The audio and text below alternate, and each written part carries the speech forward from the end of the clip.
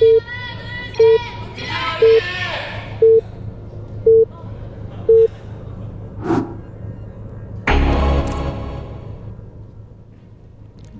first set of the day will be played on NaroStation.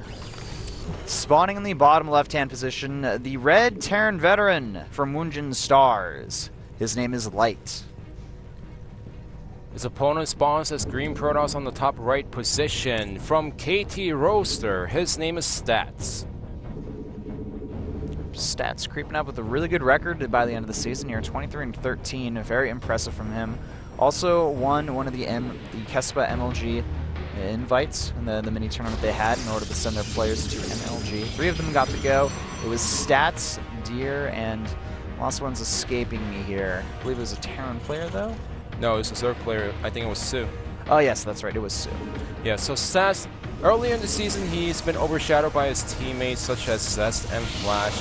You know, Stats was one of the solid players from KT Roaster. He always got the spotlight back in Brood War as a Pro League player, performing well in these Pro League matches. But in Starcraft2, it seemed like he was stepping back a little bit and allowing that position to go to Zest. However, at the end of the season, he started doing really well. He has a 63.9% win rate, going 23-13 this season.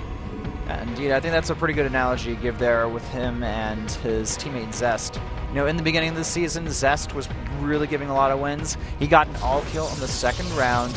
But, you know, Stats was still, contributing here and there. It's not like he was doing bad or anything. His record was fine. And then, towards the end of the season, we did see Zest kind of level off a little bit. He kind of went into a mini slump, I think, towards the, the mid-to-end of round 5.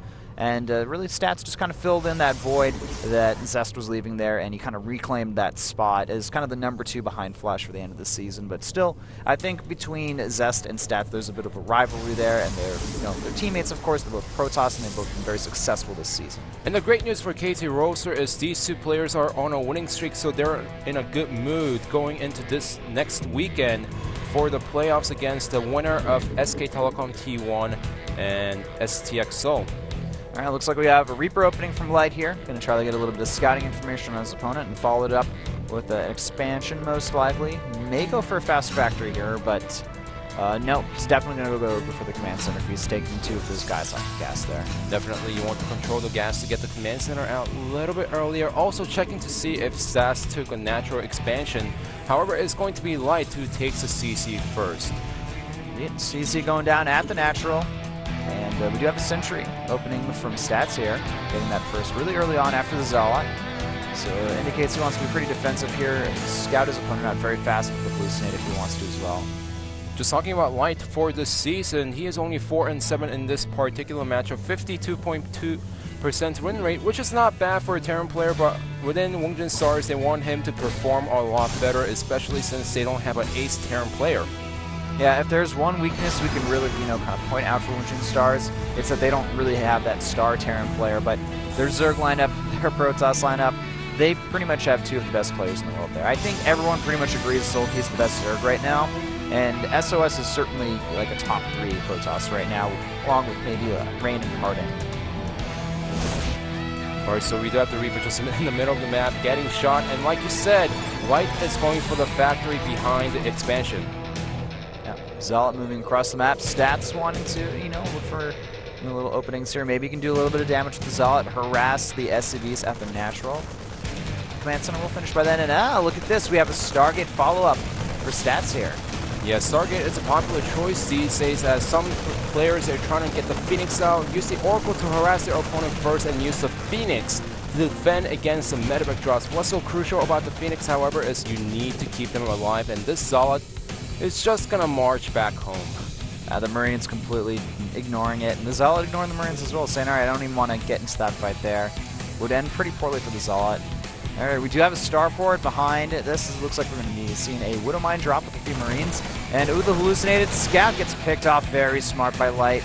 Right place, right time with those Marines for sure. And he's just going to go ahead, send them back to his main base, and he will follow this up with the medevac and a drop here. Nice job using the Reaper the Scout as well. He's going to see the Oracle in production, and that's going to let Light be completely prepared for the harassment from Stats. He's going to be completely prepared, but also he's going to be feeling pretty safe because remember, his opponent his only unit for detection right now is the Oracle. If it does leave the main base, this means that the Wooden Mines will do a lot of damage inside the main base of Stats. Oh, the Zealot moving over here, and it gets the SCV going to run out now. Those Marines don't have stim. They can't chase down the Zealot, but nice little maneuvering there. That's a little annoying. Doesn't really, hurt Light too much, but, just kind of, it's like an annoying fly you have to eventually, shoo away. The Oracle is going to try to move inside the main base, but 6 Marines are already there in position as Light already knows about the Oracle. However, Stats also scouts the Winter Mine and now realizes that he needs to save the Oracle to make sure he has the vision back at main base. Yeah, and pretty much instantly behind this, he starts the Phoenix production.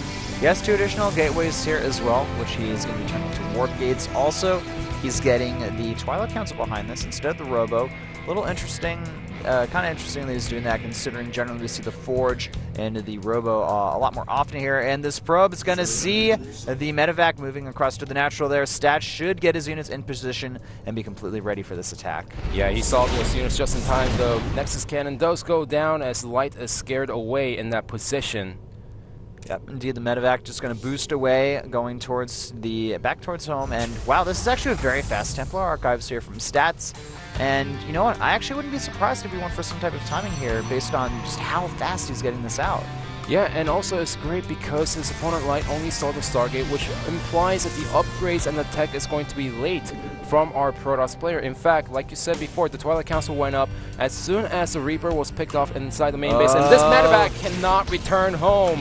Yep, the Widow Mines are being dropped here. Like, going to try to use the Medevac as bait here. That's not going to happen. Pretty much the Widow Mines, they're kind of stranded there, and this Medevac as well doing its best to boost out as well. And it looks like, the Phoenix are going to lift up some of those mines there, pick them off. Nice maneuvering there. He does see the second one lift up, and the Widow Mine gets picked off easily. Yeah. The Widow Mine gets picked up, of course, it can't really attack in the middle of the air. It's immobilized by the Phoenixes. So behind this, we do have a pretty fast Storm from Stats. He's also about halfway done with his charge, a little bit over that. Adding on a few more gateways here. Still no expansion, third base in sight for either player here. Well, we're not going to see a third base from Stats anytime soon, as we see 5 additional gateways being built with the charge and the Storm finishing up pretty soon. Indeed, nice job using the Revelation ability on those Marines and Marauders. Stats is going to know exactly where his opponent's trying to move into, and these gateways will finish pretty soon as well.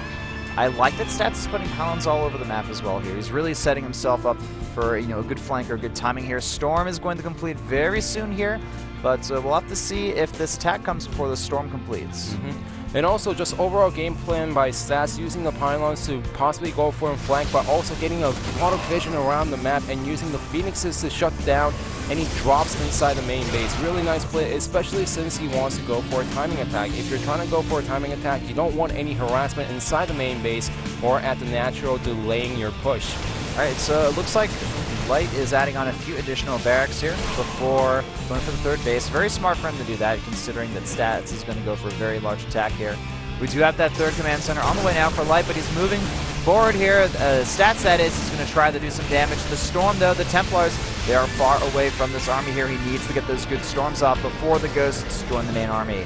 Yeah, well, these Phoenixes in the front. Storm does go down, but only catches some of the buyer in the front as Light is heading back towards his back home, and Stats needs to work with more units to deal against Light's army. He's working 5 Zealots right now. Good force fields go down. That's going to trap the majority of the Marauders. Storm hitting a nice amount of units as well. Look at all those units in the yellow or red. This is not going to allow Light to really stim anymore, and he's going to get sandwiched here.